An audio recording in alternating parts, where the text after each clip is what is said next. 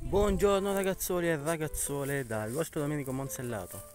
Allora, insomma, Maria Vittoria non sblocca, scusate ho sbagliato ma sbrocca contro Zeudi.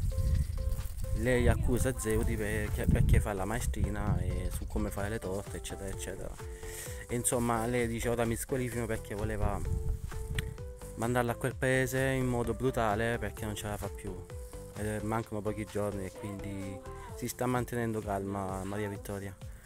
E quindi niente ragazzoli, ditemi da qualche parte state, Maria Vittoria o Zeudi? Io ho già la risposta della maggior parte di voi la so. Alla prossima, ciao, mi raccomando seguitemi, lasciate il vostro commento.